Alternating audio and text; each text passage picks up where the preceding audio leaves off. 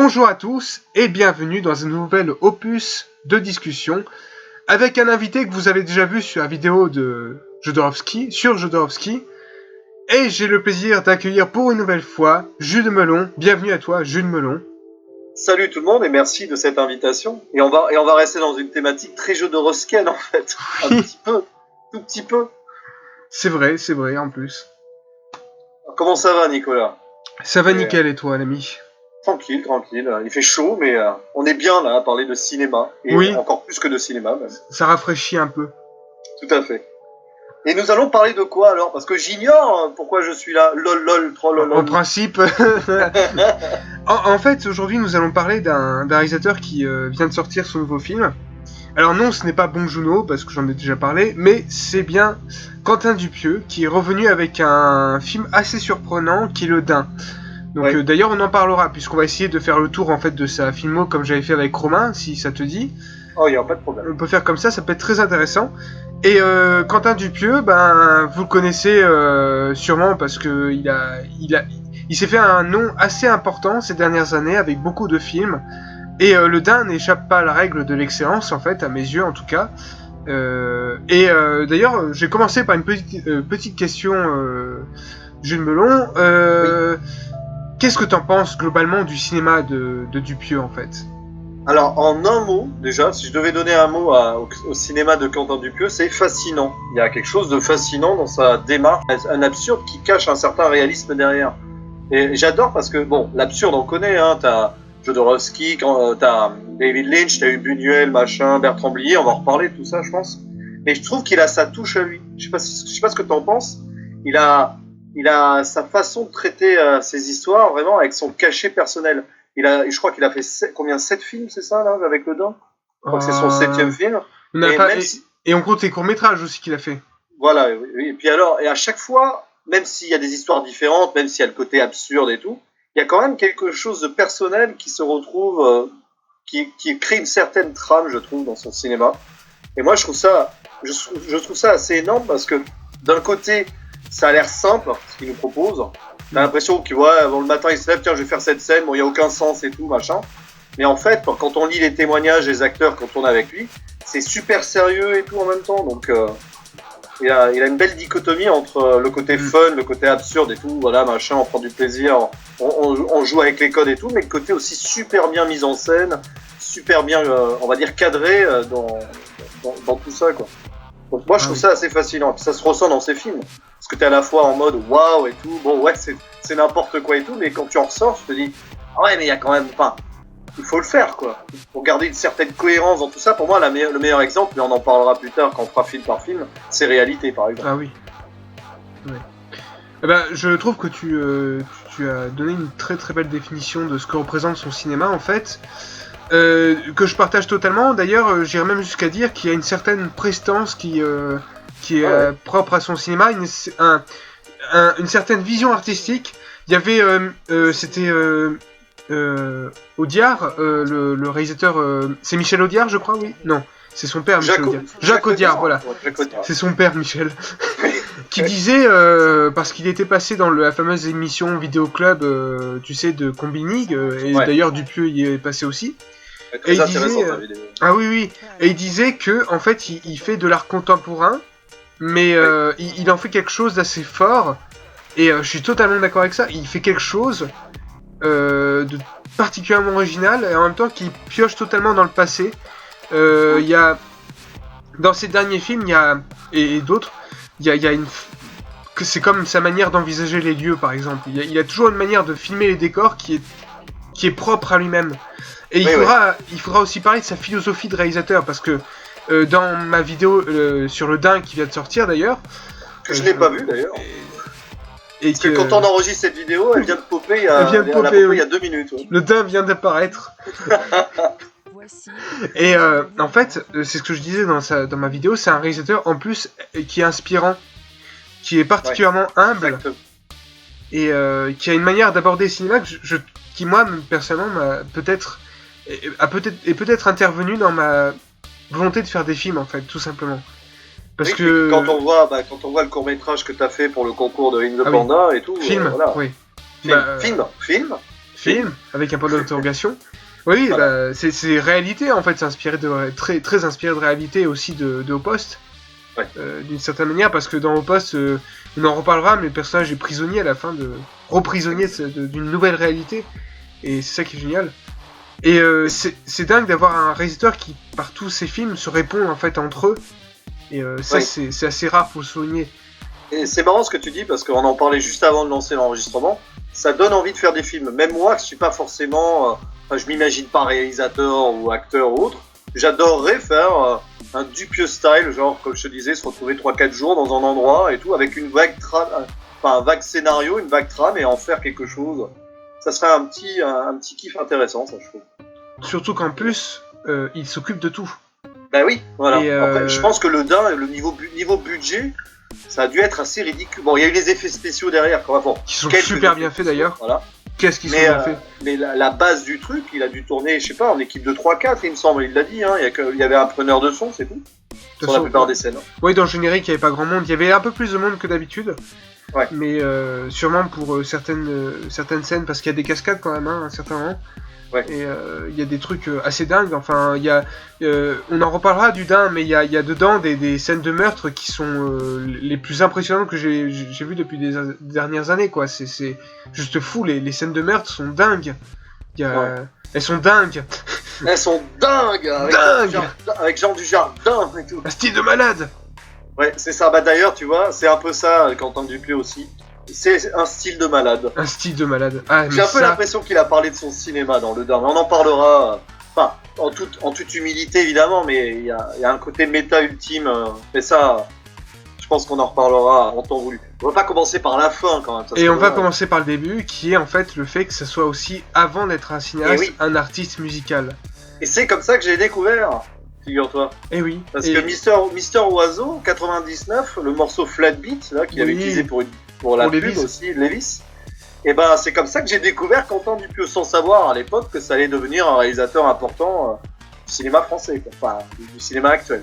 Et c'est assez amusant avec le recul. Genre, j'écoutais ça, j'avais ma période un peu électro, fin années 90, et puis j'adorais ce morceau, voilà. Et le clip qui allait avec. Alors je sais pas, c'est pas lui qui avait fait le clip ou pas d'ailleurs. Si, il faisait les clips. En fait, il s'est fait connu d'abord en réalisant un clip pour Laurent Garnier. J'avais partagé je me souviens, je vous avais envoyé dans notre groupe de discussion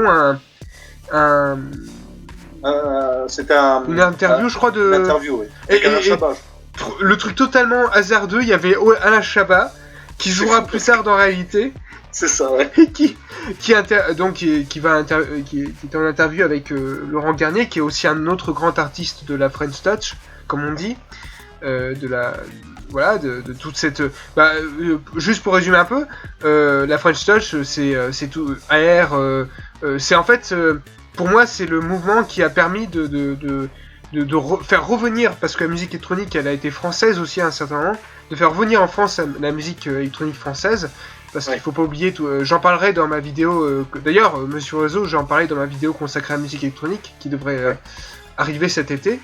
Et en fait, on a eu la musique concrète et après on a eu la musique électronique de la French Touch. Donc on a Monsieur Oiseau, Laurent Garnier, Daft Punk. Il y en a plein d'autres. Il y a aussi l'artiste qui est mort il y a pas longtemps. Là, il y a DJ Mehdi.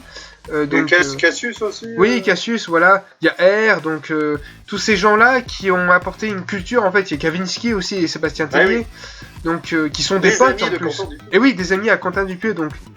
Qui sont dans ses films, dans quelques-uns de ses films. Et tout à fait. Et Quentin Dupieux disait que avant d'être musicien, il était cinéaste. Il a fait de la musique comme ça parce qu'il voulait trouver un autre moyen de faire parler sa créativité.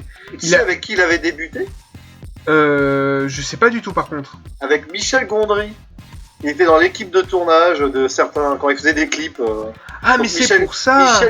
Michel Gondry, quand on y pense, aussi ça a dû influencer un peu le travail de Dupieux. Et étrangement c'est pas étonnant parce que en fait tous ces gens-là, que ça soit Dupieux, Gondry, ils font partie en fait d'une espèce de génération de cinéastes qui veulent changer les choses en France, qui veulent apporter quelque chose de nouveau. Jean-Pierre Jeunet. Ouais, Jeunet. Bon, après, je pense qu'ils sont postérieurs à Jeunet, personnellement. Mais, oui. Mais c'est vrai que Gondry, quand même, c'est pas n'importe qui. Et je savais pas qu'ils avaient bossé ensemble. Et c'est pour ça qu'il en parle en bien dans le vidéoclub. Oui, oui. Ah oui, mais oui, il disait à propos de Gondry, Gondry a fait un chef-d'œuvre et c'est comment il s'appelle ce film avec. Ah, il est magnifique. Délicatessen ou C'était les enfants perdus? Non, Gondry. Ça c'est Jeunet, pardon, excuse-moi. Eternal Sunshine. Voilà. C'est ça. Je me mélange les réalisateurs. Les réalisateurs. Alors, remarque, le style est un peu proche entre les deux. Et quand tu prends Eternal Sunshine, c'est vrai que ça aurait pu être du Jeunet. Oui, il y a une manière d'aborder SF qui est vraiment intéressante. Et du coup, donc, il faisait des courts-métrages en amateur, Dupieux, quand il était petit. Il disait donc souvent dans ses interviews. D'ailleurs, en ce moment, ces derniers temps, il y a beaucoup d'interviews du fait qu'il soit revenu en France. On apprend beaucoup de choses sur lui qui sont vachement intéressantes. Je vous recommande parce que Arte, en fait, on en parle aussi parce que Arte a consacré une diffusion en fait de certains de ses films aussi Oui. et de sa masterclass. Ah ouais, et la masterclass, en fait, c'est un film de Dupieux.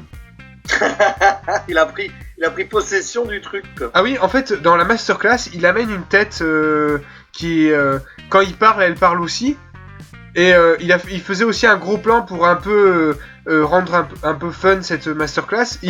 Un gros plan sur une casserole de patates qui était en train de cuire. En fait, pour Quentin Dupieux, la vie est un film. La vie est un film, oui, c'est tout à fait ça. C'est un peu ça. Ce qui va nous permettre, du coup, de bifurquer sur son premier film qui est Non-Film. C'est ça. Alors, monsieur commence par faire son premier long-métrage qui n'en est pas un, c'est un moyen-métrage, qui s'appelle Non-Film. Déjà, on comprend la démarche. Oui, tout à fait. Et c'est un film que j'ai découvert il y a pas beaucoup, il y a peu de temps, parce qu'il moi aussi. Il l'a mis en ligne lui-même sur YouTube. Donc il est disponible. Et c'est un travail de fou pour un premier métrage, quoi. Ah oui. Alors, d'ailleurs, je crois que c'est limite l'œuvre la plus méta et la plus absurde, entre guillemets, qu'il ait faite, quoi. Enfin, absurde, je sais pas, mais dans le méta, on est dans l'ultime, hein, quand même. Dans un film qui se fait sans se faire, avec le personnage principal qui est là sans savoir pourquoi il est là. On sait pas trop, l'équipe technique c'est à la fois des acteurs, on sait pas. Puis après, toute la partie du film qui se tourne sans caméra et sans son, en fait. Oui. Sur le papier. Mais je sais pas ce que t'en as pensé, toi, parce qu'on n'a pas eu l'occasion d'en parler, je crois, de mon film. Moi j'ai adoré, j'ai trouvé ça génial. C'est peut-être son film le plus difficile à regarder parce qu'il est, c'est le début et oui. il est très cryptique en plus. Donc il manque la petite cohérence habituelle qu'on va voir dans d'autres films. Il manque l'histoire en plus, si tu veux. Là, c'est vraiment du méta. Ah oui, mais par contre, il y a des séquences juste inoubliables.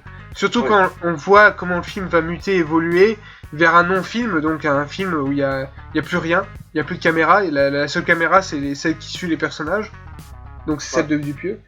Et Dupieux disait qu'il voulait aller très loin, hein, il voulait faire vraiment un non-film en fait, ce qui est très compliqué, et il arrive à faire quelque chose de ultra cohérent quand même, malgré tout, et qui est assez puissant.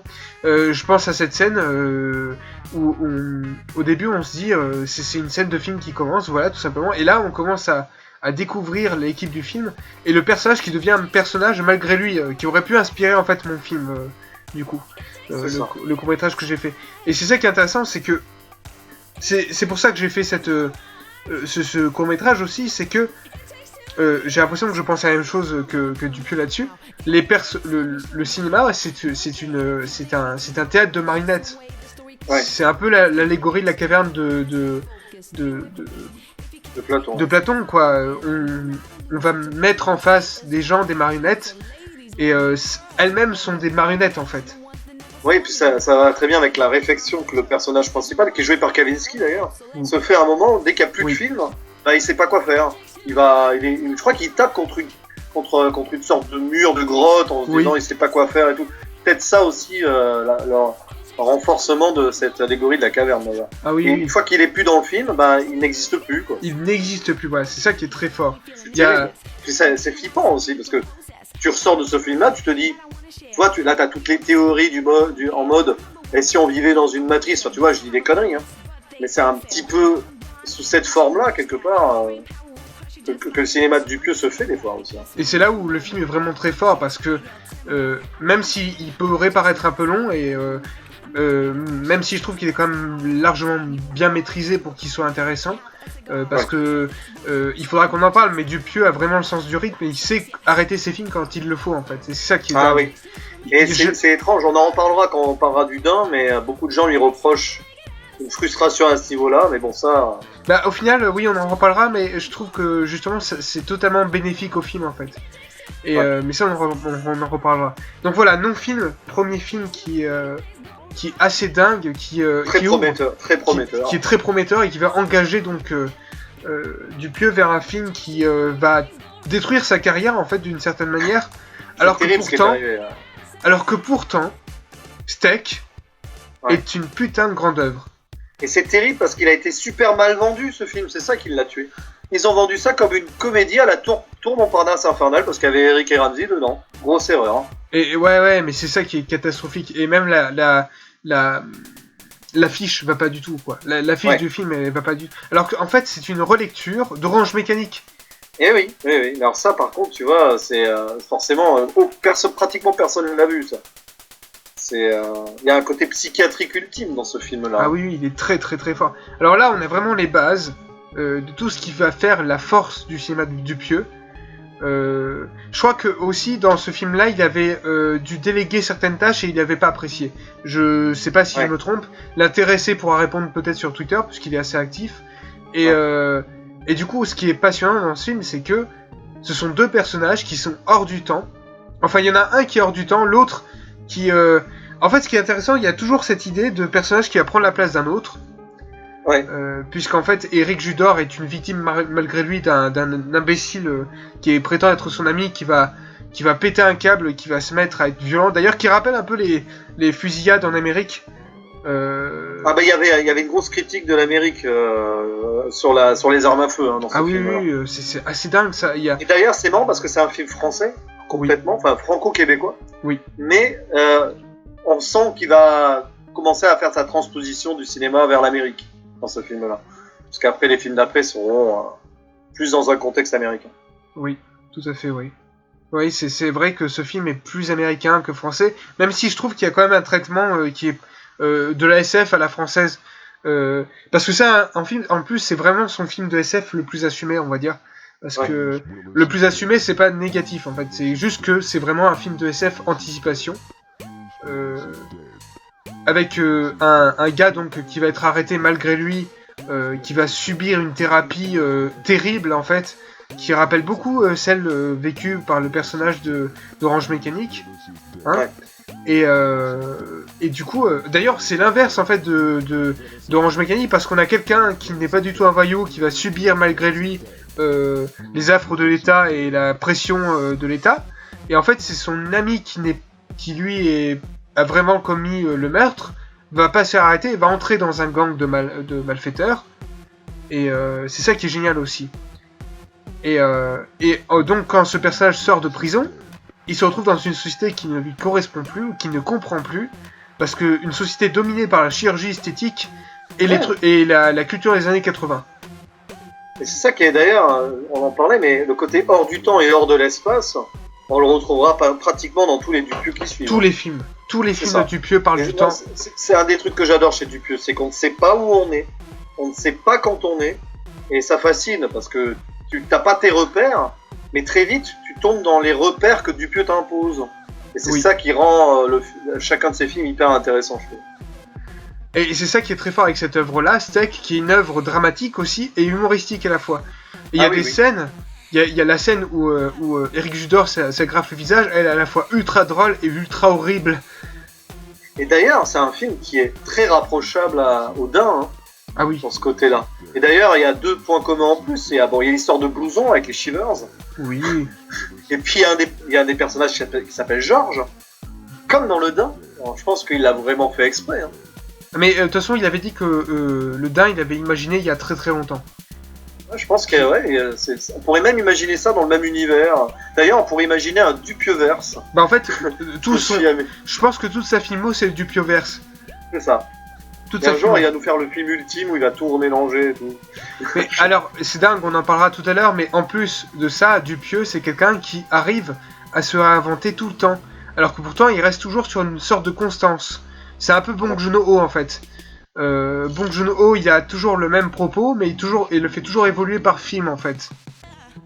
Et là, Ça, c'est c'est pas- pareil. Mais c'est ça les très grands réalisateurs aussi, c'est que il y a un univers commun à tous leurs films, mais en même temps, on a des thèmes et des trucs qui nous rappellent que c'est bien eux et pas quelqu'un d'autre derrière. Tarantino est un peu comme ça aussi. Hein. Oui, tout à fait. Mais c'est vrai. Et du coup, après Steak, donc, Steak qui sera malheureusement un échec, qui va Ouais. partir en Amérique, Et c'est peut-être grâce à cet échec qu'on a eu tout ce qu'on a eu après. tout ce qu'on a eu après, et il va tourner le film par lequel je l'ai découvert, Rubber. Rubber ou Robert le pneu. Robert le pneu. D'ailleurs, il s'appelle comment le pneu déjà? Il doit y avoir le Mais nom ça- sur. Dans le générique, il l'appelle Robert. C'est Robert? Robert, dans le film, je crois qu'il n'est pas nommé, hein. De toute façon, il peut pas être nommé. Et dans le générique, il me semble que dans la distribution, c'est l'acteur qui joue le pneu qui s'appelle Robert. Rubber. Ah bah oui. Et d'ailleurs, le casting, quand on voit, là où il y a un autre truc, là, je suis sur la page Wikipédia du casting de Rubber, parce qu'on triche un peu, mais c'est normal, on a des notes quand même. Oui. Et à chaque fois, les castings de Dupieux sont improbables. Enfin, du moins, sur des films jusqu'à Au Poste, on retrouve des acteurs, parfois qu'on a vu que dans des séries obscures américaines, Oui. ou pas obscures d'ailleurs, et une actrice, des acteurs français qu'on n'attend pas là. T'as Roxane Mesquida dans ce film, par exemple. Qu'est-ce que t'imagines d'avoir Roxane Mesquida dans un film de Dupieux? C'est fou, ça. Oui, qui joue Sheila, qui a joué dans. Ouais. Et qui avait joué en plus dans un film de Kim Chapiron, Shaitan. Oui, bah tu Que vois. j'ai pas vu, mais il paraît qu'il est cool, ouais. Et puis t'as Eric et Ramsey aussi. On peut se demander ce qui. Bon, ils ont été, malgré eux, la raison de l'échec aussi. Mais enfin, voilà quoi. C'est. Moi, je trouve. D'ailleurs, après, on retrouvera Eric Judor dans beaucoup de films de Dupieux. Oui, Et là, tout à fait. Rubber, pour moi, c'est le film le plus étrange. Mais alors, c'est marrant parce que c'est peut-être le seul Dupieux où je suis pas allé au fond du truc. Alors, je sais pas si c'est parce que je l'avais mal vu, dans les mauvaises conditions, c'est possible. Hein. Si vous regardez un Dupieux alors que vous n'êtes pas dans les bonnes conditions, vous allez vite vous demander ce que vous faites là, quoi. Et pourtant, avec le recul, il y a toute une esthétique. Je pense que c'est le film le plus esthétique de Dupieux, Rubber aussi. Il est magnifique ce film. C'est un western en fait. Hein. C'est un western. C'est un film qui est hors du temps, encore une fois, puisqu'il se passe dans le désert américain. Qui commence sur un truc assez génial d'une pseudo-œuvre d'art contemporain disposée avec des chaises, qui se fait défoncer par une voiture, avec un policier qui sort par le coffre de la voiture et qui vient nous servir une des répliques, en tout cas un des monologues les plus forts du cinéma, sur le No Reason. Aucune raison. Alors ça... Horizon? No reason? c'est ça. L'horizon du non-raison? C'est ça. Le Event Horizon. Oh putain. Mais j'aime beaucoup ce film. Enfin, j'ai aimé ce film à l'époque. Et vraiment, le début de ce film est juste culte. Rien que ça, avec c'est Stephen Spinella qui arrive, et qui avec son accent assez cool, et même le doublage français est vachement cool aussi, parce que j'avais découvert en français à l'époque. Et ben, qu'est-ce qui...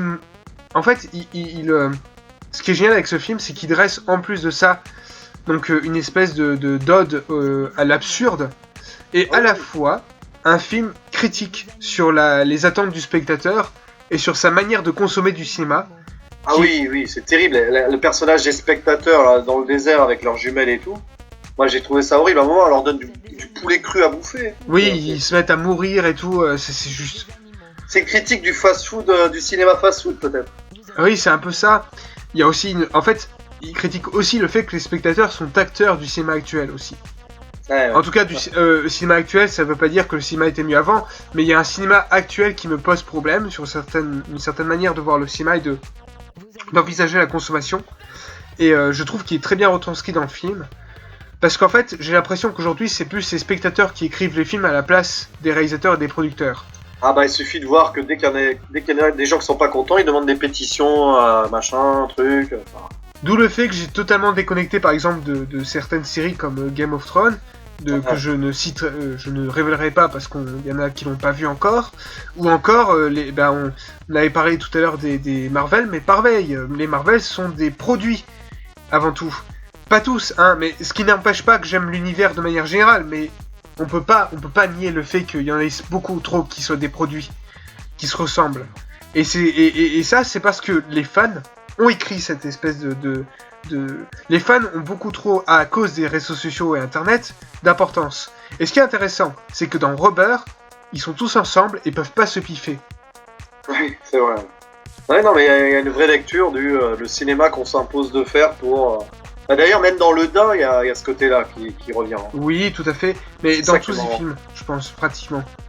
Dans Wrong, il doit y avoir un côté comme ça aussi. Ouais, Et c'est vrai qu'avec la relecture, en fait, tu pourrais revoir tous les Dupieux en ayant une lecture particulière sur certaines thématiques. Je pense que tu pourrais trouver des points communs à l'aise. Hein. C'est pour ça que c'est intelligent d'ailleurs. Et oui, tout à fait. Et surtout dans ce film, donc, le personnage principal est un pneu. Et ça, c'est super ambitieux de faire. Déjà, c'est très bien fait. Visuellement, c'est super bien fait. Les effets spéciaux, je sais pas comment il a fait. Sachant que ça a été tourné en plus avec un Nikon. Donc, ce que j'ai là, ce que j'utilise pour filmer d'habitude, c'est un Nikon. Lui, il a un modèle au-dessus.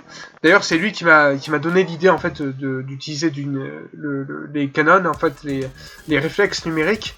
Et il utilise un réflexe numérique et la photographie est juste sublime. Ah non, mais il a l'œil. Hein. Puis les décors, je sais pas où il a tourné le film.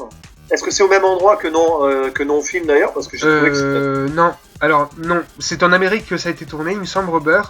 Et ouais. non film, c'est dans le Sahara. Je crois. Ouais, voilà. Je crois que c'est en ça. Espagne, hein, je crois que c'était.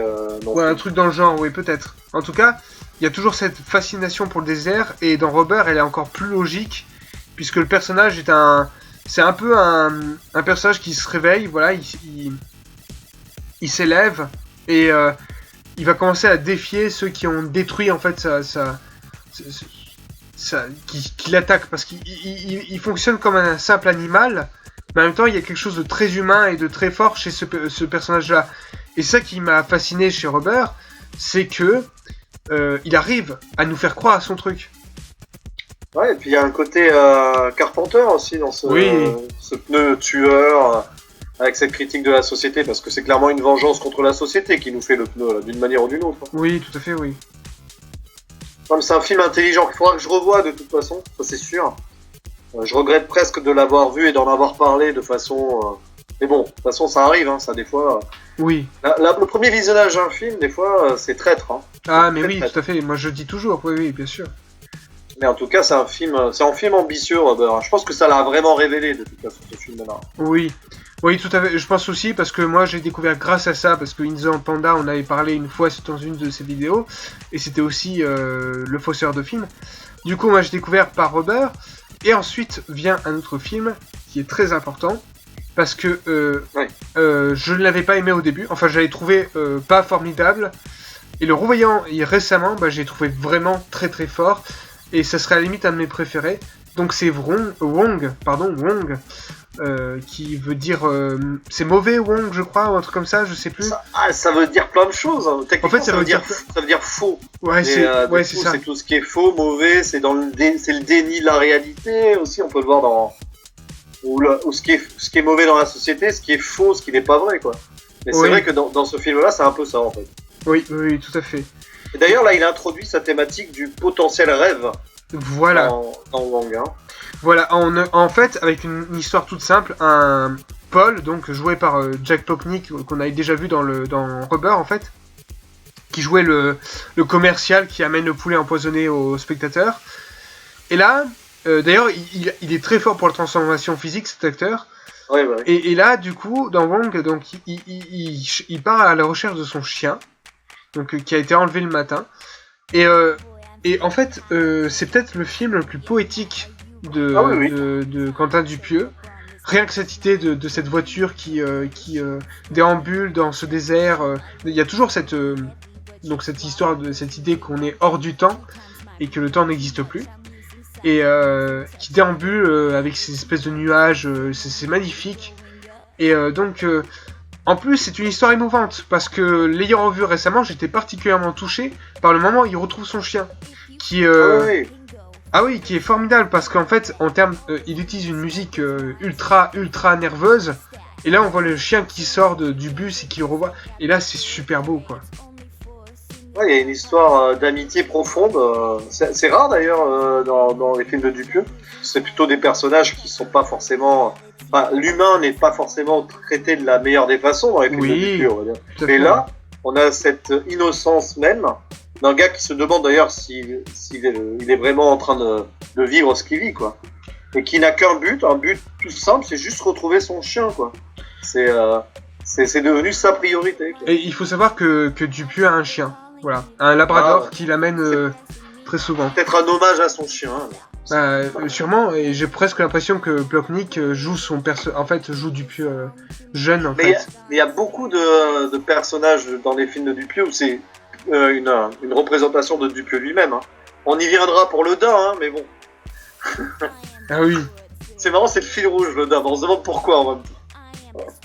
Mais non, mais Wrong, il y a le personnage, il y a aussi ce personnage incroyable et très ambigu joué par William Fichtner quand même, un gars qui a joué dans Prison Break. Oui, il aime bien utiliser des acteurs de série, hein, Stephen Spinella dans Rubber, il avait joué dans 24 heures chrono. Oui. Un personnage. Quand j'avais vu dans Rubber, je me suis dit mais qu'est-ce qu'il fout là, lui? Mais je pense savoir pourquoi, parce qu'en fait, je pense que Dupieux a été nourri aux séries. Et on en parlera, mais je viens de remarquer que dans le Dain, un des thèmes est le thème d'une série. En fait, c'est quoi déjà que j'avais vu? Attends, c'était le thème de Hawaii 5-0, un truc comme ça. Ah oui, c'est ça. Oui. Ah bah oui, à mon avis, il a dû binge-watcher pas mal de séries, là, mais Dupieux. Et du coup, il a appelé des gens, genre William Fichtner, quoi. Ouais. Mais il est génial en plus dans le film. Maître Chang est très ambigu comme personnage. Ah oui. En fait, c'est à la fois le mal et quelqu'un qui a beaucoup d'humanité. Enfin, c'est assez particulier. Et celui qui va aider en fait Jack Plotnik. En fait, j'adore son idée de rapprocher, d'enlever les animaux pour les rapprocher plus de leur maître. Et en fait, il teste le personnage de Jack Plotnik qui a en fait un personnage totalement pur. Il y a une scène très belle en fait. Qui soldera par un échec par la suite, mais où il y a une scène de drague par téléphone. Et je trouve cette scène juste fabuleuse. Parce qu'elle est toute simple, mais elle est super belle. Ouais. Et pourtant, le personnage de la fille, elle va paraître détestable en fait, et va totalement se faire avoir parce qu'elle s'est fait avoir par Eric Judor qui va voler la place de Jack Plotnik et qui va se mettre à la poignarder à la fin. Donc c'est juste formidable. D'ailleurs, il brouille totalement le temps à ce moment-là. Il détruit totalement. Très intéressant d'ailleurs Judor dans ce rôle-là. Ah oui, et Judor qui rejouera dans Wrong Cops justement et qui jouera un autre personnage du même univers. C'est quand même énorme ça. Ouais, c'est vrai. Et parce que c'est vrai que c'est un peu le même univers Wrong et Wrong Cops. D'ailleurs, le personnage de Jack Plotnik reviendra vite fait dans Wrong Cops. Ah oui. Et ce que je trouve formidable dans Wrong aussi, c'est que ça s'ouvre sur une des scènes les plus hilarantes de la filmo de Quentin Dupieux avec des pompiers qui sont en face d'un camion qui brûle et qui font rien. Et c'est juste génial. C'est ça, hein, je me trompe pas, ils font rien du tout. Ils sont les bras croisés, ils attendent. C'est Fahrenheit 451 à l'envers. Oui, c'est ça. Ou alors, ça me rappelle, je sais pas si t'avais vu ce film, Pleasantville, excellent film. Hein. Ah, j'ai pas vu, non. Où les pompiers, comme tout se passe bien, en fait, ils ne servent qu'à enlever les chats dans les arbres, c'est tout. Ah, ça doit être génial, ça. En Pleasantville, il faut que tu le vois. Là aussi, c'est des gens qui sont transposés dans une série télé, dans une autre réalité. Dupieux a dû aimer ce film-là aussi, je pense. Faut que tu le vois, Pleasantville. Avec Tobey Maguire, d'ailleurs. Ah ouais, c'est cool, ça. Il y a Paul Wilson qui faisait... Paul Wilson, non, comment il s'appelait? Si. Celui qui est mort dans Fast and Furious. C'est pas Paul Wilson, non, comment il s'appelle? Non, c'est... Ah, j'ai oublié son nom. Ah, je peux pas t'aider, j'ai jamais regardé de... Le regretté... pourquoi je l'appelle Paul Wilson? Ça va pas être loin. J'ai un trou. Paul Walker, pardon. Oui, voilà. Pas loin. Non, t'étais pas loin. Moi, je les ai pas vus, donc je sais pas trop. Mais qui faisait ses débuts dans Pleasantville, voilà. Ah oui, d'accord. Mais bon, quand j'y pense, Dupieux, Pleasantville, c'est un film qui est à côté de Dupieux aussi. Ah ouais, il faudra que je regarde, alors ça m'intéresse. Mais c'est quand même beaucoup plus... C'est pas trop dans l'absurde, mais il y a quand même quelque chose d'extraordinaire là-dessus. Et c'est vrai... Mais ouais, Wrong, c'est un film que je crois que c'est le 3e film que j'ai vu de Dupieux, après... non, le 2e, non, le 3e, après Réalité, après Steak. Ouais. C'est un film qui fait réfléchir, assez philosophique et assez poétique en soi, oui. Et du coup, tu Il y a le palmier, quoi, aussi. Le palmier oui. qui se transforme en pain. Oui. C'est génial, ça aussi. Ça montre l'évolution improbable d'un personnage qui n'est pas du tout à sa place, quoi. Ah oui, mais il y a toujours ça, en fait. Il montre toujours ce qui est totalement incongru dans une vie, en fait. Et du fait que les personnages sont perdus, en fait, plus qu'autre chose. Et puis d'ailleurs, quand il pense, quand tu as Wrong, tu as les pompiers qui sont incapables d'éteindre un feu, puis après tu as Wrong Cops. Eh oui, alors, parfait, tu engages très bien là-dessus. La transition. Wrong Cops, alors qui est peut-être le film le plus mineur pour moi de sa filmographie, même si je trouve qu'il est exceptionnel, en fait, mais je trouve qu'il est un peu... il fait trop sketch, mais parce que ça a été une série, en fait. Donc du coup, mais malgré tout, je trouve vraiment que Wrong Cops, c'est un putain de bon film. Moi, j'aime bien le côté dystopique, enfin pas dystopique du coup, utopique quelque part, où il n'y a plus de criminalité, mais du coup, les flics qui savent plus quoi faire deviennent des criminels, quoi. Je me souviendrai toujours de Mark Burnham qui joue un flic qui fait la musique électronique avec son slip à l'air. Ah non, mais à part le casting ultime. Oh putain, mais ce casting... Et en parlait de série, là, il y a quand même 2 acteurs de Twin Peaks. Oui, il y a en plus, ça c'est génial, il y a les 2 parents de Laura qui apparaissent, et ça, ça me fait tellement kiffer. Mais en fait, je crois que j'ai réévalué, mais bon, j'ai mis 9 personnellement sur Sens Critique, c'est quand même une bonne note. Mais pour moi, c'est mineur c'est comme mineur dans une filmographie de Miyazaki, quoi, en fait. Tiens, il va être content parce qu'il adore Miyazaki en plus. Donc, ouais, c'est vrai. Et oui, parce qu'il avait parlé de Miyazaki dans le fameux vidéoclub. Ouais. Et du coup, Wrong Cops, franchement, c'est tellement génial. On se marre. Mais c'est peut-être pour ça que je trouve qu'il est plus mineur, parce qu'on fait que se marrer. Mais malgré tout... Sauf à la fin. Ah ouais, la fin. Ah oui, la fin. D'ailleurs, à la fin... Oh là là. Il y a une référence au daim aussi. Oui. Et là aussi, en fait, c'est marrant, hein, il y a des trucs quand même. Oui, la référence au daim, c'est quand il se tuait, ultra, de manière très très brusque, quoi, en fait, hein. Et puis l'animal, là, à la fin. Ah oui, il y a le daim à la fin, t'as raison. Eh ouais. Oui, il y a le daim. Mais oui. C'est un daim ou un cerf, mais bon, c'est pas loin, quoi. Je sais pas trop, je sais pas du tout à le différencier le daim du cerf. Moi, ça m'a tué, ça, j'ai dit, mais attends. Il y a quelque chose, quoi. Ah ouais, une fascination avec les animaux chez Dupieux aussi. Ah mais j'aime beaucoup. En plus, il y a un côté très naturaliste à certains moments quand il filme la nature. Il est elle est très très mise en avant en fait. Et moi je trouve ça très fort. Alors ça n'a peut-être rien à voir, mais en fait en termes de sensibilité, il y a la même que je retrouve chez Tarkovsky. Quand Tarkovsky filme la nature, il la filme de manière très poétique et je trouve que c'est un peu la même chose chez lui. Ouais. Quand il filme en tout cas des animaux ou qui filme la nature, par exemple dans le Dain, on l'a bien vu, quand il filme ces espèces de scènes de montagne, là c'est magnifique. C'est vrai que le décor est assez extraordinaire. Ah oui, mais il sait en fait utiliser les décors. C'est un de ces rares réalisateurs qui sait se servir de son décor et c'est dingue.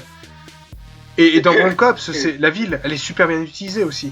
Ah, c'est une ville typique, ouais, c'est vraiment le Los Angeles paisible, on a du mal à y croire, quoi. Tellement qu'on n'y croit pas que tous les officiers font des conneries, quoi. Et puis le personnage Eric Judor, c'est encore une facette de Dupieux, hein, compositeur électronique.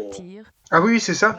En plus, oui, bah c'est ça. Il se met, puisqu'en plus on a une musique de son album, d'un de ses albums, de plusieurs de ses albums d'ailleurs qui sont dans Wrong Cops. Et plusieurs fois avec le personnage d'Eric Judor qui fait de la musique avec un mort. C'est juste... Oh putain, c'est tellement drôle. C'est presque un film de zombies. Oui. Ah oui, mais en fait, c'est presque... comment il s'appelle le film avec l'acteur de Harry Potter qui joue un cadavre là, c'est... ah oui, Swiss Army Man.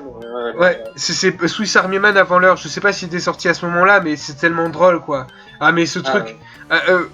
J'adore la musique. Mettez la musique électronique s'il vous plaît parce que sinon je vais pas bien. Non mais le casting quoi. Il y a même Eric Roberts qui joue presque son propre rôle d'acteur has-been. Ah oui, c'est juste formidable Il ça. y a Marilyn Manson dans le rôle d'un Oui. adolescent. Il y a des trucs de fou là-dedans. Et puis il y a même John Lajoie, je sais pas si tu connais, c'est un comique sur YouTube qui avait fait des vidéos au début de YouTube et tout. Sérieux? C'est marrant. Alors ça, je savais pas. Ah, je te mettrai des liens sur The Rapist Glasses, How to Kill Someone, enfin c'est marrant qu'il l'ait mis dans ce film-là. Quoi. Ça veut dire que Dupieux est un vrai geek aussi. Il tradait sur Internet, il cherchait des petits trucs comme ça. Ah mais c'est vraiment... Et puis il y a Eric Wareheim aussi, qui sera bien sûr dans le film suivant. Quoi. Oui, dans réalité, oui. D'ailleurs, on va pouvoir en parler de réalité. Donc en tout cas, pour résumer juste 2 secondes, Bon Cops, c'est peut-être pas le meilleur Dupieux, mais c'est indéniablement un très très bon film et qui est génial à regarder, qui est fun en plus, donc... Franchement, c'est Quentin Dupieux le plus fun. Ouais. Ah ouais, c'est Quentin Dupieux le plus fun. C'est vraiment le moins cryptique, même s'il l'est un peu quand même à certains moments, mais ça reste quand même très regardable. Moi, je trouve que c'est peut-être le Dupieux par lequel il faudrait commencer pour quelqu'un qui aurait vraiment aucune habitude et qui n'aimerait pas du tout le style de l'absurde. Parce que il commence par ça, après il regarde Steak et Au Poste, et je pense qu'après il peut se lancer. Ah oui, voilà, c'est vraiment cool. Et du coup, on va parler de réalité, et avec... En plus, 2 acteurs que moi j'aime beaucoup. 3 acteurs, parce qu'il y a Élodie Bouchez aussi, que moi j'aime beaucoup, qui est dedans. Il y a quand même Alain Chabat et Jonathan Lambert dans Réalité, quoi. Et il y en a un autre que j'adore énormément. C'est John Glover qui jouait Clump dans Gremlins 2. La parodie de Trump dans Gremlins 2 et tout. Et quand j'ai vu cet acteur dans Réalité, j'étais fasciné, quoi. Ah mais c'est lui Et oui, c'est lui. Et c'est vrai qu'il a pas eu la carrière qu'il méritait, cet acteur. Qui joue Zog. Ouais, c'est lui qui joue Zog. Il est dans Gremlins 2, le grand patron qui possède la tour et tout. Et c'est trop... Je suis sûr que Dupieux a dû aller le chercher par rapport à Gremlins 2. J'en mettrais ma main à couper, quoi. Et là, encore une fois, un casting, tu vois, c'est fou, quoi. Alain Chabat dans un film de Dupieux, mais c'est génial. L'idée est géniale. Et puis Alain Chabat, c'est un de ses meilleurs rôles. Hein. Ah oui, mais oui. Et puis on voit qu'il a pris un énorme plaisir à jouer dans ce film. Alain Chabat. Qu'est-ce qui se fait plaisir, mais ça se sent tellement. Et puis c'est du méta dans le méta dans le méta dans le méta, ce film-là, parce que Alain Chabat qui joue un réalisateur, qui est lui-même réalisateur-acteur, oui. qui joue Dupieux, quoi. Enfin, c'est le film le plus abouti pour moi de Dupieux, parce qu'il est dans un méta ultime, il mélange rêve, réalité et tout, et en plus il y a une cohérence là-dedans. J'ai rarement vu un film aussi fou et aussi cohérent à la fois, en fait. Ah oui. Oui, c'est une crise de l'examen, mais à l'intérieur. C'est ça. Mais c'est ça qui est génial. Ce film, plus tu avances, plus tu te perds dedans, mais plus tu adores te perdre dans ce film. Ah oui, mais c'est un des films où En plus, tous les acteurs sont exceptionnels, quoi. Jonathan Lambert, ça fait plaisir de le voir parce que c'est un humoriste que moi j'aime beaucoup, qui a fait une série qu'il faut... il a joué dans une série qu'il faut voir, je crois qu'il a réalisé aussi, je sais plus, mais c'est King Kong. Et, elle est géniale, c'est une petite série de 3 épisodes où en fait il était kidnappé par Kim Jong-un pour tourner, il était réalisateur pour tourner une version nord-coréenne de King Kong. Putain. Et c'est énorme, et en plus ça fait très Dupieux sur le coup aussi, hein. C'est dans un absurde assez proche de ce qu'il fait, et c'est vachement cool, moi j'aime beaucoup, je te recommande d'ailleurs, si tu l'as pas vu. C'est en 3 épisodes. 3 épisodes en plus. Ah oui, c'est que 3 épisodes de 40 minutes, elle est géniale cette série, elle est magnifique. Elle est... Quand tu aimes le cinéma, vraiment, quand tu veux être réalisateur en plus ça te parle, parce que ça parle de cinéma, et c'est génial. Et donc Jonathan Lambert là-dedans, mais il est génial en espèce de producteur un peu con qui comprend rien à ce qu'il voit, et c'est tellement encore drôle. Une grosse critique du monde du cinéma. En plus il s'appelle Bob Marshall, quoi, mais c'est juste... Et moi j'adore parce que il y a le personnage Alain Chabat et tout machin, mais il y a le personnage John Glover, Zog, c'est ça, c'est le génie, c'est aussi Dupieux, hein. En fait Dupieux il est partout dans le film. Ah oui, mais et puis cette scène où en fait il sublime tout le truc et qui montre le fait que Zog il a mis en scène en fait que Alain Chabat est le personnage de Zog, et quand il est dans l'internat et tout, c'est juste génial. D'ailleurs, un truc très drôle, c'est que Alain Chabat dans le film s'appelle Jason Tantra. Jason Tantra pas. Putain, j'avais pas du tout fait ça. Je suis sûr que c'est volontaire. Moi, je me demandais si c'était pas en lien avec le tantrisme. Mais, peut-être. Non mais ce film est fou. Et d'ailleurs, fucking genius, hein, comme dit Jonathan Lambert à Zog. Ah ouais, fucking genius, ouais. Un style de malade. Ah non, mais franchement, puis il y a même Michel Hazanavicius qui fait une petite apparition. Oui, quand il se rêve, ouais. Se rêve Oscar et tout. Et c'est presque un lien avec le fait qu'on est gens du jardin 2 films après. Enfin bon, là je vais peut-être un peu loin, là, c'est vraiment... Non mais je pense aussi, hein, ils se fréquentent beaucoup, je pense, ils sont tous amis. Et c'est ça qui est cool, parce qu'il y a une impression de retour des nuls, un peu, en quelque sorte. Ouais, il y a quelque chose. Et puis alors, dans ce film, en réalité, donc c'est un mélange entre rêve, fiction, film, réalité, tout ça.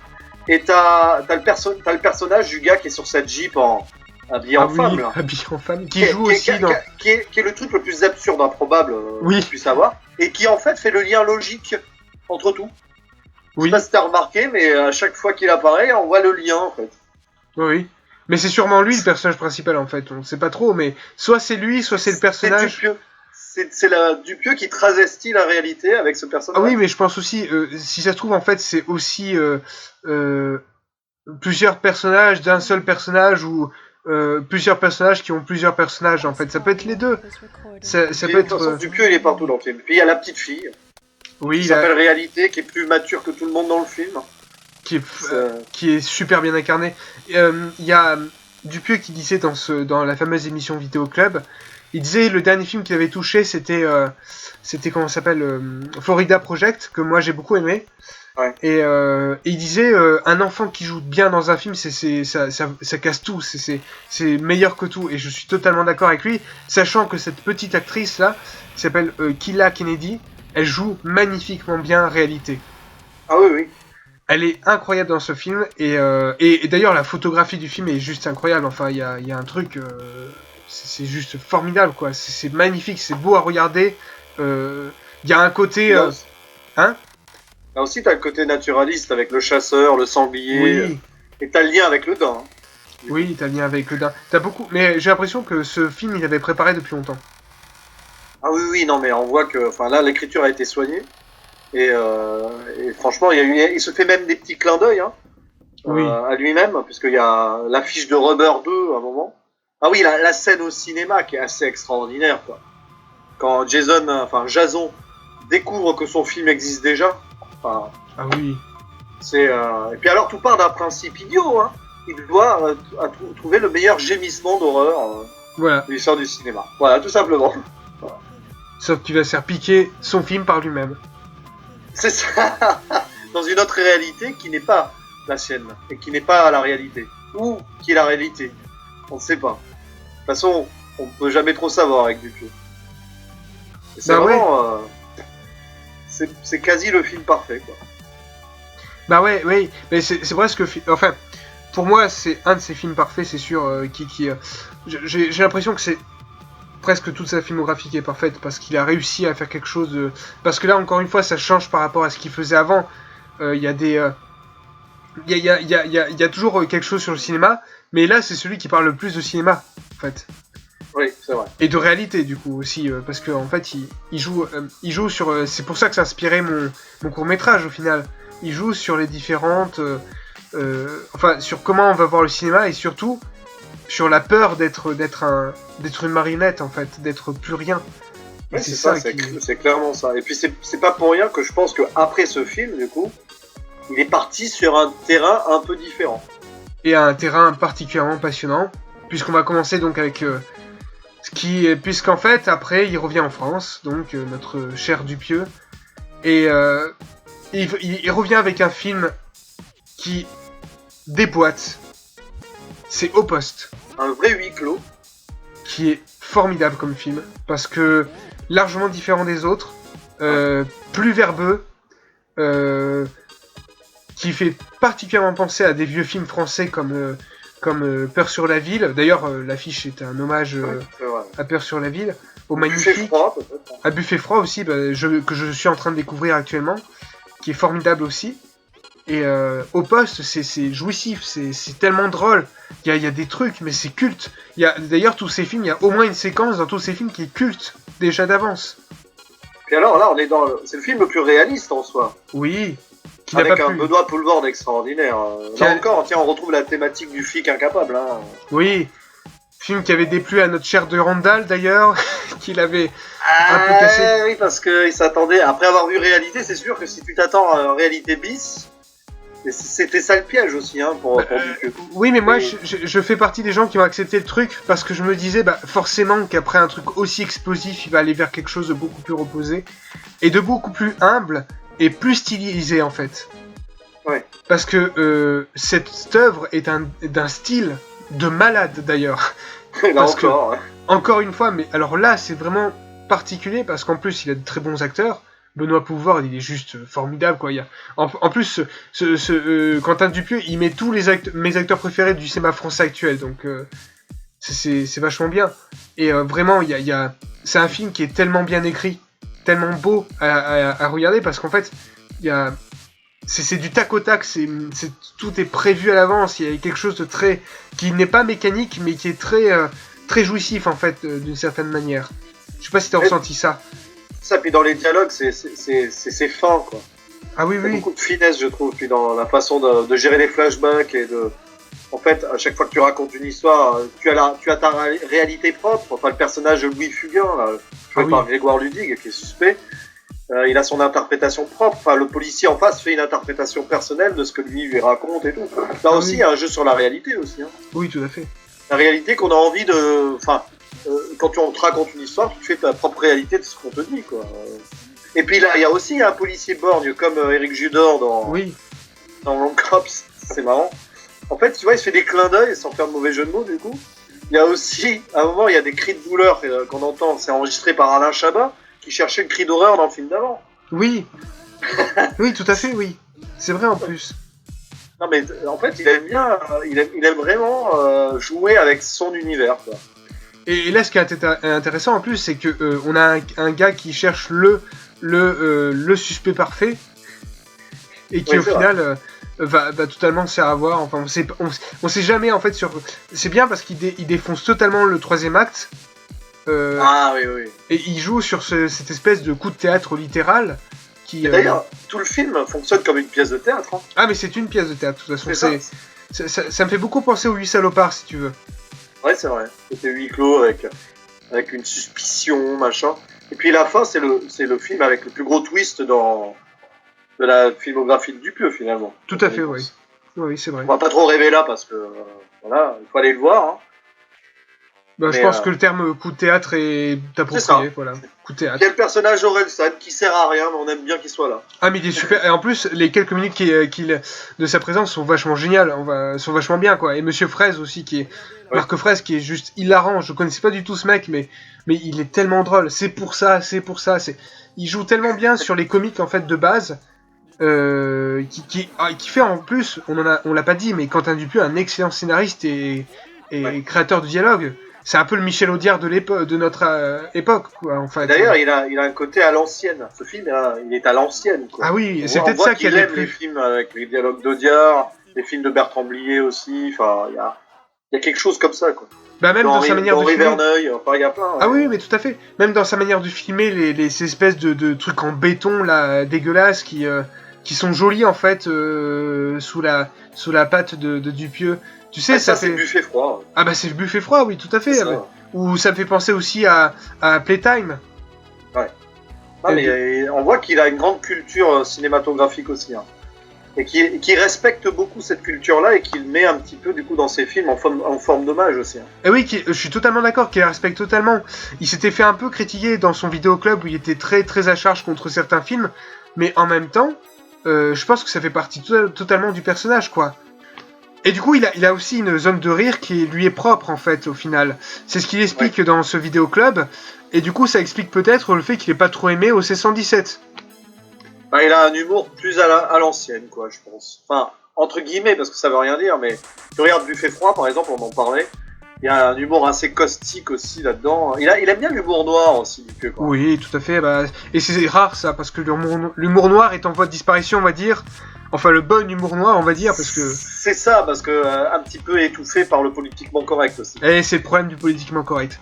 Et c'est ça Dupieux, il arrive à bien gérer ça, et il rentrera pas dans les... oh là là, c'est un scandale et tout, heureusement. Donc, oui, on lui avait posé cette question puis on va embrayer sur le Dain, du coup. Oui, le fameux Le Dain. Le Dain. Un film de dingue. Le dingue. Encore, c'est 8 fois qu'on fait la blague. Et dans une interview, on l'avait dit, comment ça se fait qu'un film comme ça n'ait pas eu les huées officielles de Cannes. Bah, ouais. Et il était très content, il disait qu'ils étaient très contents parce qu'en fait les gens riaient quand il le fallait, pleuraient, enfin, étaient terrifiés quand il le fallait, etc. Donc c'est ça qui est très intéressant. Et donc, nous allons embrayer donc sur Le Dain, ce film. Ah là là, Le Dain. Oh là là là là. Eh oui. Et qui fait partie des meilleurs films qu'on a vus cette année, je pense que tous les deux on peut Oh le dire. là là, oui. Quel chef-d'œuvre. On va pas les citer les autres, hein, mais les Parasites et compagnie, voilà. Parasite, Us, En ce qui me concerne, Douleur et Gloire. Ah, il faut que je le voie, oui. Et Le Chant du Loup. Le Chant du Loup. Ah oui, Le Chant du Loup, Minuscule Il y en a 2. eu plein. Il y a beaucoup de bons films cette année, hein. D'ailleurs, parenthèse dans la parenthèse, il y a même eu des films que j'ai moins aimés, que j'ai trouvé bons, encore meilleurs dans leurs propos. Enfin, tu vois ce que je veux dire. Par exemple, Us, on en avait parlé. Je l'avais mis qu'un pauvre 7 sur 10. Quand même, c'est quand même pas mal, hein. Sur sens critique, mais je sais que ce film, il m'a marqué plus que certains films que j'ai notés 8, tu vois. Bah, les notes, ça veut rien dire. Les notes, ça veut rien dire, clairement. Tout à fait. Mais bon, ça, on en reparlera quand on fera les bilans de l'année et tout. Et moi, il y avait Captive State ou encore Monsieur Link. Oui. Monsieur Link, oui, très sympa. Ouais. Ou Grâce à Dieu aussi. Oui, Grâce à Dieu. Bah, la nulle. Enfin, il y a beaucoup. Mais du coup, Le Dain, alors. Et Le Dain, donc Le Dain qui est avec juste... Jean Dujardin. Jean Dujardin. Ah oui, quel plaisir. Déjà que Jean Dujardin, c'est un de mes acteurs français préférés. Le fait de le retrouver là-dedans. Oui. Et puis se bonifie avec le temps en plus. Qu'est-ce qu'il est... Mais je crois que c'est son plus grand rôle en fait dans ce film. C'est difficile à dire parce qu'il a tellement fait de rôles marquants. Ah oui, quand on y pense. Bon, voilà. Et OSS 117, c'est pas tout à fait mon style. Un petit peu comme Dupieux d'ailleurs. Ah oui. C'est pas mon style d'humour et tout, mais quand même, la prestance de Dujardin dans son personnage. Oh là là.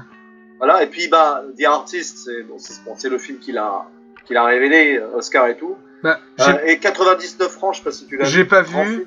Et j'ai envie de dire, alors j'ai pas honte. Non, j'ai pas honte parce que j'avais détesté le film la première fois, mais Bryce the Nice, ça déboîte. Ouais. Non mais c'est vrai. C'est son personnage, tu vois. C'est vraiment son personnage et il le joue tellement bien, cette espèce d'abruti qui est perdu dans sa richesse et qui a totalement déconnecté du monde. Et d'ailleurs, c'est marrant parce que t'en parles, mais il joue beaucoup ce genre de personnage, parce que dans Le Dain, c'est un peu ça aussi. Ah mais il le dit, hein. Enfin, perdu et tout, mais il y a aussi le film qu'il a fait l'année dernière avec Gustave de Kerver. Ah, je veux le voir, oui. Michael Cull, I Feel Good. Oui, j'ai beaucoup aimé, franchement. Ah bah oui, forcément. Mais en plus, j'adore le duo Kerven et de... T'avais vu leur précédent film, là, sur le vin? Non, mais justement, il fallait que je le voie. Avec Boulevard et Depardieu, le duo, quoi. Enfin, c'est... Rien que ce duo-là, quand même. Ah bah ils ont fait comme Dupieux, ils ont eu Boulevard et ensuite Jean Dujardin avant lui. Ah, c'est vrai. Ils ont fait deux films. Un jour, on aura Kervern et Delpine dans un film de Dupieux. Oh, mais ça serait tellement génial. Bah, quoi qu'il joue rarement. Dupieux n'a jamais joué dans un de ses films. J'y pense maintenant. Il n'a jamais fait de caméo. Non, il ne joue pas. Je crois pas qu'il en ait fait un. Non, parce qu'il fait jouer ses personnages son propre rôle. Bah oui. Donc il n'y a pas besoin. C'est un peu ça. Mais c'est très intéressant parce qu'il donne cette dimension un peu abstraite du réalisateur, en fait, qui a un peu tous les visages, tous les masques.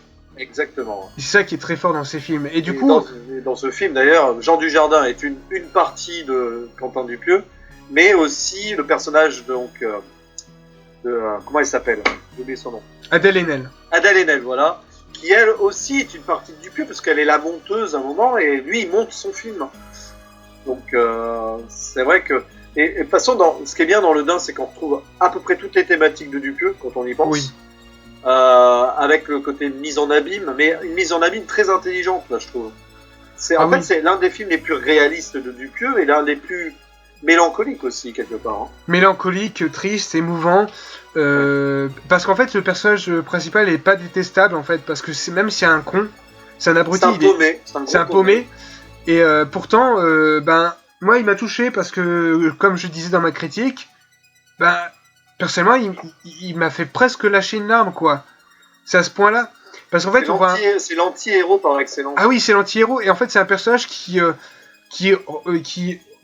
part d'un enfer pour aller vers autre chose. Et c'est ça qui est très fort. Parce qu'au final, c'est un personnage qui est totalement flou dès le début, comme je dis, et qui commence à évoluer après, parce qu'il se débarrasse de son passé. Il se débarrasse de sa veste, de son téléphone d'ailleurs. et s'enferme dans un délire, comme tu disais, nostalgique dans ta vidéo. Ouais, et puis du coup, il rentre dans un monde qui est là encore une nouvelle fois perdu dans l'espace. C'est ça. Un magnifique espace d'ailleurs, et perdu dans le temps. Oui. On voit les personnages, bon, à part le distributeur de billets, il y a que des trucs old school, quoi. Le distributeur de billets. Oui, oui aussi. Oui, parce que Dupieux est un distributeur de billets aussi.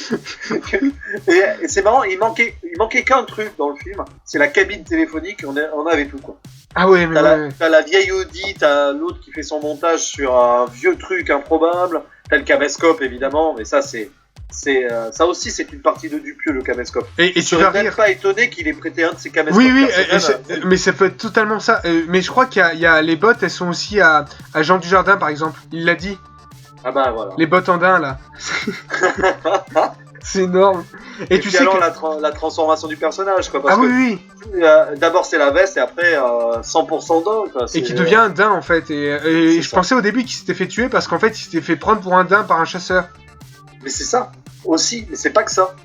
C'est pas que ça. Il y a ça, il y a le côté parce qu'il s'en est pris à son gosse. Enfin et c'est toute une lecture d'ailleurs, c'est la société qui le rattrape à la fin quelque part. Le gosse en fait c'est le destin je pense, ou la mort qui le regarde, c'est pour ça je pense que en fait c'est quelqu'un qui sait qu'il va mourir et il choisit de tout faire pour vivre quelque chose de formidable, de fort, et je pense j'ai presque l'impression qu'il a conscience qu'il va mourir à un certain moment. Ça ressemble beaucoup au mythe de Narcisse, parce que... Ouais. J'ai même envie de dire qu'il est déjà mort, quoi. Une fois qu'il arrive à un moment où il achète ce blouson, il accepte sa mort et il est dans une sorte de purgatoire où il va en même temps vivre des choses un peu paradisiaques, en mode il fait tout ce qu'il veut. D'ailleurs c'est pour ça, il fait tout ce qu'il veut, il tue des gens, il fait son film alors qu'il n'y a aucun but, il n'y a personne qui est là pour l'arrêter et tout. C'est comme s'il était déjà mort en fait. Et c'est pour ça que... C'est le côté absurde du film, parce que le film comme ça il a l'air totalement réaliste et tout finalement. Mais en fait, peut-être qu'on est dans l'absurde et dans l'irréel dès le début. Bah oui, c'est ça. Peut-être qu'il meurt sur la route quand au début, hop, en fait il meurt et au moment de mourir il se rêve un dernier coup d'éclat en fait. Je sais pas. Ou peut-être qu'il s'est noyé dans les chiottes. Pourquoi oui, pourquoi pas, remarque. Ouais. Comme mort de merde, on fait pas mieux. Et t'avais ça dans Post aussi, avec tous les personnages. Il y avait quelqu'un qui avait mis une théorie sur internet et qui était assez rigolote sur l'idée que tous les personnages sont morts en fait. Ah ouais, ben là c'est peut-être ça, peut-être qu'il est mort, peut-être qu'il s'est suicidé le mec, hein. Voilà, vie de merde, sa femme le quitte, lui quitte sa femme, son boulot, machin. Ou il a bloqué son compte. Voilà, bah oui, et puis après il se tue en fait. Et du coup, à un moment... sur les 2-3 minutes peut-être avant de mourir, ou t'as la vie qui défile, bah, il préfère s'inventer une nouvelle vie. Il se fantasme, je sais pas, avec le daim et avec son réalisateur. C'est même pas lui qui décide en plus de devenir réalisateur. Il se fait un mensonge et il le devient. En fait, il devient son mensonge. Oui, c'est ça qui est excellent aussi. Il devient un mensonge. Il se ment à lui-même. Mais c'est ça qui est très fort en fait. C'est que même si Dupieux n'a pas révélé son passif, eh ben, on a l'impression qu'il est quand même présent d'une certaine manière ou une autre, parce qu'on voit un personnage qui ment, qui est pas sûr de lui, qui a toujours besoin de se prouver à lui-même et qui est narcissique, et qui a l'air de... Je pense qu'il devait être dans une relation toxique avec sa femme, un truc comme ça, et que ça a fait que... Oui, avec son boulot et tout. Ah oui, mais... À mon avis, il s'est menti toute sa vie, tout simplement. Parce qu'en plus, il porte un costard, donc on pourrait très bien penser qu'il était cadre, ou qu'il était un homme d'affaires, et... Ouais. Et c'est une sorte de suicide, c'est ça. Ça me fait presque penser au film La Grande Bouffe, où c'est des mecs qui se suicident parce qu'ils se mettent à bouffer pour profiter un maximum des plaisirs de la vie. Et ils se suicident comme ça en fait. Ils s'enferment dans une maison et ils bouffent un maximum jusqu'à lâcher des gros proutes. Enfin, c'est un film assez difficile à voir. Je l'ai vu une fois, j'avoue que oui. Faut pas le regarder en mangeant déjà. Oh putain, non. Plus pendant 10 ans.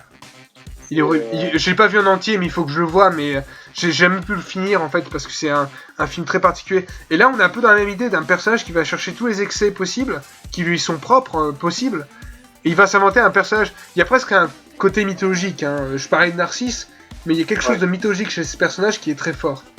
Et puis, ça me rappelle un truc aussi, un autre film qui je crois qui était adapté dans le roman, je suis pas sûr, c'est L'Adversaire avec Daniel Auteuil, je sais pas si je l'ai pas vu. Quelque chose. Où c'est quelqu'un comme ça, voilà, qui a foutu sa vie en l'air et qui passe son temps à se mendre, qui a passé son temps à mentir à ses proches et tout. Parce que je crois que je sais plus l'histoire exacte, mais c'est ça en fait. il s'est fait virer, mais personne, enfin il l'a dit à personne, il a menti à sa femme, à ses enfants, et en fait il passait la journée dehors comme un SDF, et rentrait le soir en faisant croire à ses enfants qu'il était toujours au boulot, quoi. Oui, voilà. Et c'est ça qui est très fort avec ce film. Et tu disais dans ta critique que en fait il manquait des trucs. J'ai pas l'impression qu'il manque quelque chose. En fait, c'est vrai qu'on voudrait en voir plus, mais pour autant, j'ai l'impression qu'il a dit assez de choses dans ce film pour que ça soit formidable, en fait. Bah, dans le sens, j'ai beaucoup réfléchi depuis.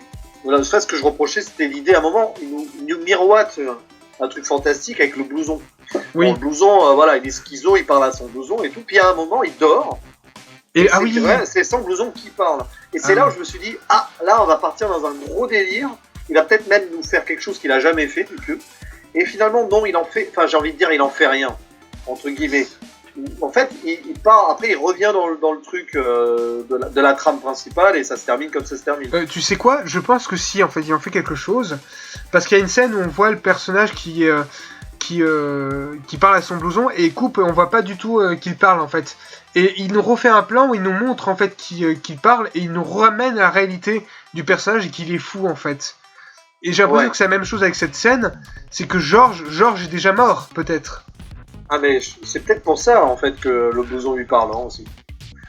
Le blouson c'est une sorte d'ange, de je sais pas de quoi. Là. C'est pour ça que en fait on est un peu entre deux eaux quoi. Moi ça m'a rappelé The Voices à certains moments. Ah ça je connais pas par contre. C'est un film de Marjane Satrapi où en fait c'est un personnage qui est totalement taré et qui se rêve dans une vie cool.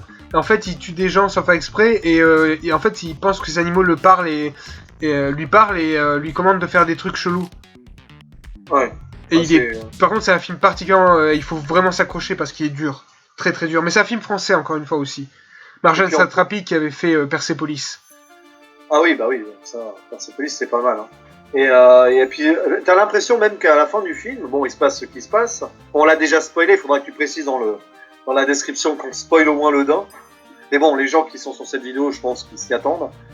Et à la fin, on pourrait imaginer une suite, hein, puisque le blouson, il a pris possession d'une autre personne. Enfin, oui. Ou Denise, donc la serveuse, jouée par Adèle Haenel, oui. A pris possession du blouson. D'ailleurs, c'est là qu'on voit que ce personnage, il représente tout ce qu'il y a de mal dans le cinéma. Le producteur qui a assoiffé d'argent, qui s'intéresse pas à ses talents, et qui, une fois que le talent n'est plus là, il s'en fout, il passe à autre chose, quoi. Oui, voilà. C'est pour ça qu'il y a une grosse critique du cinéma là aussi. Alors je sais pas si Dupieux, comme je dis dans ma vidéo, je sais pas si Dupieux a vraiment voulu faire ça. Mais en tout cas, il y a des moments où on se dit qu'en plus, il choisit un film là vraiment où c'est tout sauf la grosse production, quoi. Ouais. Donc je sais pas, c'est intéressant. En tout cas, je vois mal, par exemple, Dupieux, je le vois mal un jour prendre en main un blockbuster entre guillemets, par exemple. Non, mais ce serait pas intéressant de toute façon. Et je trouve que le blockbuster actuellement n'est plus intéressant parce qu'en fait. Le blockbuster, ça avait l'avantage de pouvoir, avec de l'argent, permettre de donner naissance à des trucs qu'on pouvait pas faire. Mais maintenant, il y a eu le Chant du Loup cette année. Le Chant du Loup. Exemple. Voilà, par exemple. Et mais je trouve que le blockbuster aujourd'hui, il a perdu un peu de son sens puisqu'en fait, on peut faire beaucoup de choses avec n'importe quoi maintenant. Puisque la technique du cinéma a évolué, on peut donner naissance à plein de trucs. Et il faut pas forcément que ce soit un blockbuster pour ça. Et c'est ça qui est très bien en fait. Parce qu'au final, moi, ça m'agaçait un peu à l'époque. De me dire, les blockbusters, en fait, c'est que des blockbusters et pour faire un film plus ambitieux, plus fort, il faut forcément avoir un gros budget. Et ben non. Non. Il n'y a pas besoin maintenant. Et c'est ça qui est très bien, en fait. Ouais. Parce que... Non, mais c'est tout à fait ça. Mais je pense que Dupieux, il en fait aussi une petite critique de tout ça. Ah bah oui, mais Dupieux... Un cinéma lui, il se reconnaît pas dans ce cinéma-là. Pour lui, c'est un cinéma... où, comme ça, avec peu de choses, t'es capable de raconter beaucoup plus qu'un film qui va coûter 50 millions. Quoi. Voilà, c'est ça. Tout à fait. Mais je suis totalement d'accord là-dessus. Surtout que il me rappelle beaucoup Carpenter avec sa manière de manier les effets spéciaux et de pouvoir faire des trucs. Sachant que sa femme, en plus, est décoratrice. Et c'est là où on en revient à Rubber. C'est un peu un prolongement de Rubber. Quoi. Oui, tout à fait. Alors, les scènes de meurtre sont assez stylisées. Hein. Ah oui, on le disait, mais elles sont... Bon, il y en a une qui m'a tué, hein, sans faire mauvais jeu de mots, c'est la femme dans la voiture. Là. Ah bah oui, je pense qu'on a tous été choqués par cette scène. C'est... Avec le ventilo qui prend pour arme et tout. Oh là là. Et oui, parce que quand on voyait la bande-annonce, moi je me disais, mais elle vient d'où cette arme? Elle est bizarre. Ah non, mais en fait, c'est le ventilo. Tu sais qu'il les glisse sur la route. Oui. Tu sais, c'est des détails à la con, ça. Mais ça fait presque penser à Massacre à tronçonneuse à certains moments. Ah, mais je suis sûr que oui. Mais il a dit de toute façon que c'était une inspiration. Hein. C'est du slasher, quoi. Ah ouais, mais c'est génial à ce niveau-là, mais c'est génial. D'ailleurs, il y a beaucoup de gens qui reprochent à ce film, c'est de pas aller montrer assez les meurtres et tout. Oui, j'ai vu. Alors, j'ai vu des critiques aussi qui disaient que c'était un best-of. Je suis totalement pas d'accord là-dessus parce que c'est un film qui est tellement différent encore une fois des autres que. Non, il y a un humour corrosif et noir très différent, un humour sombre. Ah oui. Plus que noir, même sombre et désabusé, qui est très différent de ces films d'avant. Donc, en tout cas, il est très très fort. Et moi, pour moi, c'est un de ses plus grands films en fait. Hein, honnêtement, je sais pas si c'est ton cas, mais moi, mes yeux, c'est. Ah, je pense qu'il va rentrer dans mon top 3 à l'aise des films de Dupieux. Même peut-être c'est mon deuxième préféré après Réalité. C'est très possible. Et honnêtement, je pense que c'est un film qu'on retiendra dans l'histoire du cinéma d'une certaine manière. Parce il crée un nouveau type de tueur, il crée un nouveau type de personnage, et il crée une espèce de mythologie qui s'accroche totalement avec la filmographie de Dupieux. Donc c'est ça qui est passionnant aussi. C'est clair que, ouais, mais en tout cas, il marquera l'année, ça c'est certain. Ah oui. Et puis, et le pire, c'est que comme tu l'as dit au début de la vidéo, il me semble, parce qu'on a tellement parlé que, c'est qu'il fait beaucoup de films. Oui. Et il a déjà son nouveau projet pour l'année prochaine. Ça, Mandibule. Parce que celui-là, je pense que, et en plus Mandibule, quoi. Toi, je sais que par exemple, t'as beaucoup aimé Minuscule et tout. Mais Minuscule, les mandibules du bout du monde. Oui. Sorti cette année. Ça me fait marrer parce que quand j'ai vu Mandibule, l'histoire d'une mouche géante qui tue, c'est ça? En fait, je crois que c'est un mec ou une mouche qui vont mutante, qui vont retrouver, qui vont enfermer dans une voiture, un coffre d'une voiture et tout, et ils vont faire des trucs avec. Ça fait penser beaucoup à la mouche de Cronenberg. La mouche de Cronenberg. Ouais. Là, il faudra le voir avant. Puis alors le casting encore, on va avoir Denis Ménochet. Oh c'est limite, c'est parfait. Et le palmacho, le palmacho. Et le palmacho. Alors moi, je suis pas connaisseur du palmacho, mais il y aura aussi Anaïs de Moustier. Ouais, oui. Donc, ouais, Adèle Exarchopoulos aussi, c'est assez étonnant comme choix, j'aime pas trop, mais ça reste à voir, pourquoi pas. Et puis je sens en gros que ça va être. Il va revenir un peu à l'absurde là. Ah oui. Mais de toute façon, il y est toujours en fait, hein, d'une certaine manière. Mais maintenant, il propose des nouvelles palettes d'absurde. Oui, c'est vrai. Et ça montre à quel point ce type, mais il a aucune limite à sa créativité. C'est un type, mais il est très très fort. Et c'est pour ça que j'admire d'une certaine manière en fait.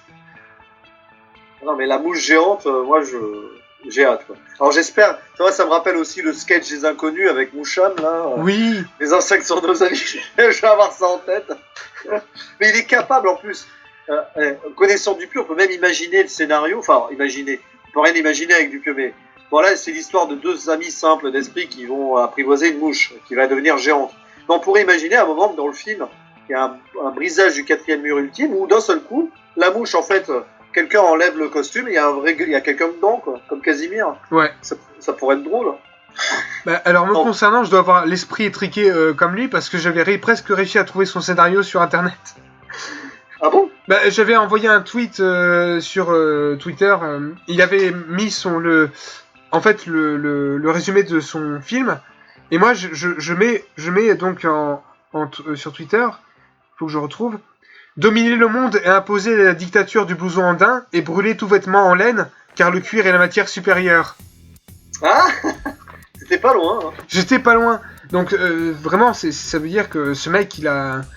Et encore, je trouve que même le film en tant que tel, il ouvre sur des perspectives super fortes. Donc j'ai hâte de voir Mandibule personnellement. Je pense que de toute façon, il va sortir probablement dans un an, comme d'hab. Ah bah oui, sûrement. Et le connaissant, il est même déjà en train de préparer dans sa tête le film d'après. Ah mais ça serait énorme. Mais il doit avoir une palette de scénarios, lui, j'imagine même pas. En tout cas, on est d'accord pour dire que c'est peut-être le réalisateur français actuel qui marque le plus... qui a son... Je pense que c'est l'un des réalisateurs français qui a son style à lui et qu'on reconnaîtra entre mille. Quoi. Et bah pour finir sur une phrase, il a un style de malade. Oui, c'est exactement ça. Et tu citerais d'autres réalisateurs français actuels qui te feraient cet effet? Un petit jeu comme ça, pour finir. Qui serait aussi marquant que Quentin Dupieux en ce moment? Bah déjà, déjà les deux réalisateurs de Minuscule. Oui, c'est vrai que oui, avec la fille de Jean Giraud. Abel Lanzac, qui a fait donc Le Chant du Loup. Alors il faut voir ce qu'il va faire. Mais déjà, pour un premier film, c'est assez fou, quoi. Antonin Baudry, oui, d'accord. Ouais, Antonin Baudry. Son nom de BD. Antonin Baudry, oui, Abel Lanzac. Et c'est pas facile, hein. Non. C'est pas facile, surtout que personne n'a réfléchi à la question avant. Mais vous pouvez le donner dans vos commentaires, hein, les noms de ces réalisateurs. Français ou pas français? Bon, pas français, il y en a beaucoup. Hein. Il y en a trop. Il y en a trop. Les Denis Villeneuve et compagnie, voilà. Quoi. Après, réalisateurs français, je peux en donner, mais ils sont hors frontières. Il y a Alexandre Aja, qui fait du cinéma d'horreur. Il y a quand même des bons réalisateurs français. Il y a aussi Julia Ducournau, là, qui avait fait un film oui, grave. c'est vrai. Ouais. Bah, qui prépare son film pour l'année prochaine aussi, qui apparemment, de ce que j'ai vu, sera vraiment encore plus violent. J'ai pas vu ce que c'était. Bah, je sais pas, mais apparemment sur Twitter, si je me trompe pas, il y a quelques jours, elle a mis que les sociétés de production tablent sur un moins de 16 ans au mieux. Là. D'accord. Donc, soit on va l'obliger à édulcorer le truc, soit elle va faire ce qu'elle veut, et puis voilà. Après, il y a Gaspard Noé, mais le problème c'est que Gaspard Noé, j'aime bien. Enfin, j'en ai vu qu'un seul film de Gaspard Noé, donc. Ouais, j'aurais envie de dire Alain Chabat, mais oui. 2 derniers films, bon, allez. Oh si, il était cool. Oh si, il était cool quand même le truc avec le Père Noël, enfin. Bon. Oh, j'ai trouvé quand même vachement cool, très familial et c'était un bon film de Noël. Et puis il y a Luc Besson qui va revenir là, mais bon, comme apparemment tout le monde l'a tué avant même de voir son œuvre. Ah, Luc Besson, il faudra qu'on en parle un jour quand même pour. Ça va notre débat. On va se moquer de nous, mais vraiment. Il faut assumer un peu. Honnêtement, Luc Besson, je trouve que c'est en dents de scie en fait. À certains moments, c'est mauvais. Oui, voilà, c'est ça. C'est exactement ça. À certains moments, ça peut être très bon. À certains moments, ça peut être une bonne surprise comme Valérian. Donc ça dépend. Voilà. Et puis il y a celui qui a fait Jusqu'à la garde l'année dernière. Que j'ai pas vu encore. Il y a beaucoup de films qu'il faut que je me rattrape français, mais en tout cas, on a quand même des bons réalisateurs français qui reviennent là et c'est cool. Ça fait plaisir. Vraiment. On en a toujours eu. Ah non, on en a toujours eu, mais il faut juste qu'il se fasse un nom et qu'il se fasse remarquer maintenant. C'est ça, exactement. Et puis, vive Quentin Dupieux. Hein, vive Quentin Dupieux. Monsieur Oiseau, Quentin Dupieux et tous ces personnages qu'il a pu mettre. Regarde, hein, Jean Dujardin avec la barbe, c'était Quentin Dupieux hein, dans le gars. Oui. Il y a toujours Quentin Dupieux partout. Nous sommes tous des Quentin Dupieux. C'est dans la peau de Quentin Dupieux, après dans la peau de John Malkovich. C'est un peu ça. On est 100% Dupieux. C'est ça, exactement. C'est Dupieux dans le cœur, quoi. Voilà, tout à fait. J'avais dit que je te la ferais. Hein. Oh putain, il a osé. Voilà, bref, en tout cas c'était un grand plaisir Nicolas de parler de ce grand artiste, de ce fucking genius. Ah oui. Comme le dirait John Glover dans Réalité. Ah oui. Jonathan Lambert, pardon. Mais voilà, en tout cas, ce qui est sûr, c'est que il plaît pas à tout le monde. Mais en tout cas, il fait parler de lui et. Tant qu'il fait parler de lui, je pense que ça sera bénéfique pour lui. C'est ça, quoi qu'il arrive. Donc voilà. Bon en tout cas, c'était un plaisir de pouvoir en discuter et on se dit pour une prochaine vidéo peut-être un de ces jours et je vous dis à plus tard, cher public. Donc voilà. Gros bisous à tout le monde. Allez, salut.